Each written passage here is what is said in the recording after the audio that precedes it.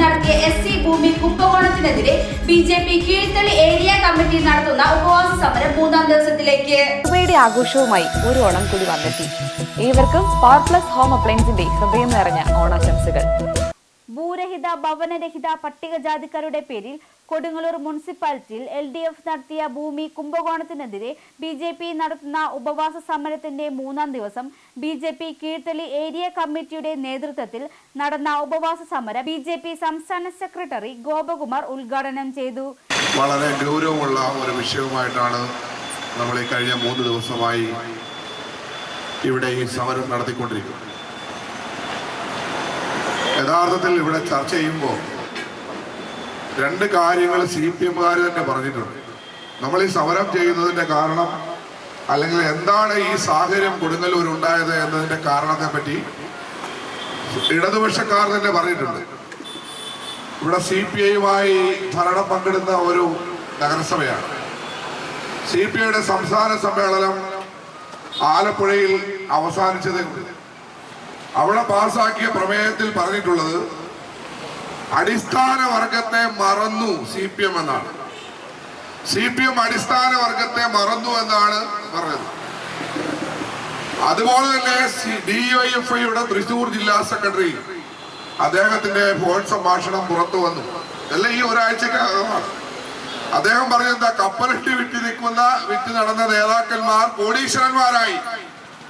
നേതാക്കന്മാരെല്ലാം കോടിക്കണക്കിന് രൂപ വാരിക്കൂട്ടുന്നു. എല്ലാം അഡ്ജസ്റ്റ്മെന്റ് ആണ്, എല്ലാം ഡീലാണ് എന്ന് പരസ്യമായി അദ്ദേഹം ഫോണിൽ പറയുന്ന കാര്യങ്ങൾ പരസ്യമായി കഴിഞ്ഞു. അപ്പൊ ഇത് രണ്ടും BJP ഇനിയും പറയേണ്ട ആവശ്യമില്ല. കാരണം അടിസ്ഥാന വർഗത്തെ മറന്നു എന്ന് CPI പറഞ്ഞു.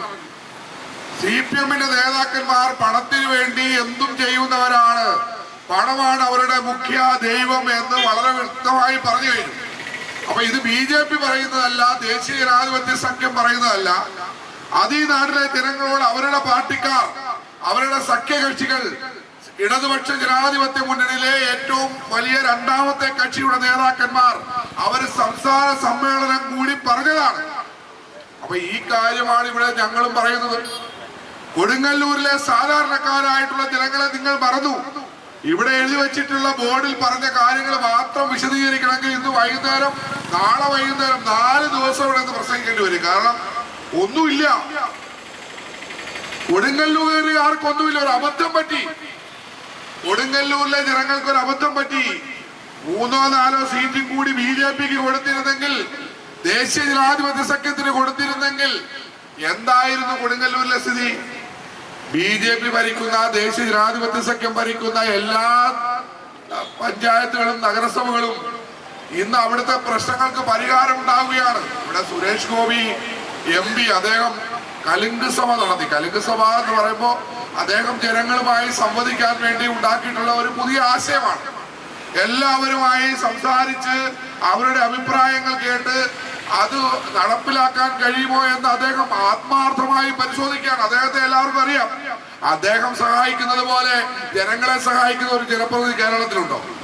ഈ കേരളത്തിലെ ഏതെങ്കിലും ഒരു ജനപ്രതിനിധി, ബഹുമാന്യനായിട്ടുള്ള കേന്ദ്രമന്ത്രി സുരേഷ് ഗോപി ജനങ്ങളെ സഹായിക്കുന്നത് പോലെ ഏതെങ്കിലും ഒരു രാഷ്ട്രീയ നേതാവ് സഹായിക്കുന്നുണ്ടോ? BJP കീഴ്ത്തളി ഏരിയ പ്രസിഡന്റ് അജിത് ബാബു അധ്യക്ഷത വഹിച്ചു. ഏരിയ സെക്രട്ടറി അജിത് സ്വാഗതം പറഞ്ഞു. BJP എറണാകുളം മേഖലാ സെക്രട്ടറി MG പ്രശാന്ത് ലാൽ, മഹിളാ മോർച്ച ജില്ലാ vice president Rashmi Babu, OBC Morcha ജില്ലാ പ്രസിഡന്റ് സെൽവൻ മണക്കാട്ടുപടി, മണ്ഡലം vice president KS Sivaram, Prajesh Challiyil, Subramanian തുടങ്ങിയവർ അഴിമതി നടത്തിക്കൊണ്ടാണ് ഈ ഭൂമി വാങ്ങിയിട്ടുള്ളത്. നമുക്ക് മനസ്സിലാക്കാം, കൊടുങ്ങല്ലൂർ നഗരസഭ 50 വർഷക്കാലമായി ഇടതുപക്ഷം ഭരിക്കുമ്പോൾ അവിടെ ഒരു നയമുണ്ട്. 2.5 വർഷം CPIയും 2.5 വർഷം CPMും എന്നാണ്.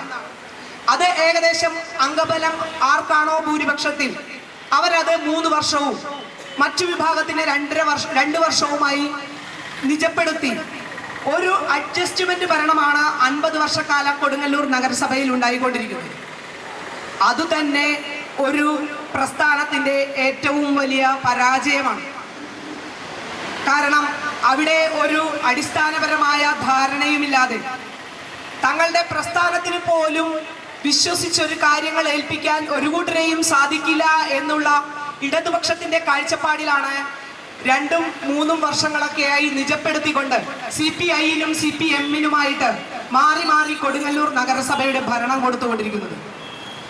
ഇത്തരത്തിലൊരു ഭരണം നടത്തുമ്പോൾ CPI എന്തെങ്കിലും ഭരണം നടത്തുന്ന സമയത്ത് എന്തെങ്കിലും പദ്ധതികളുമായി വന്നാൽ അതിനെ CPM സ്വാഭാവികമായിട്ടും എതിർക്കും.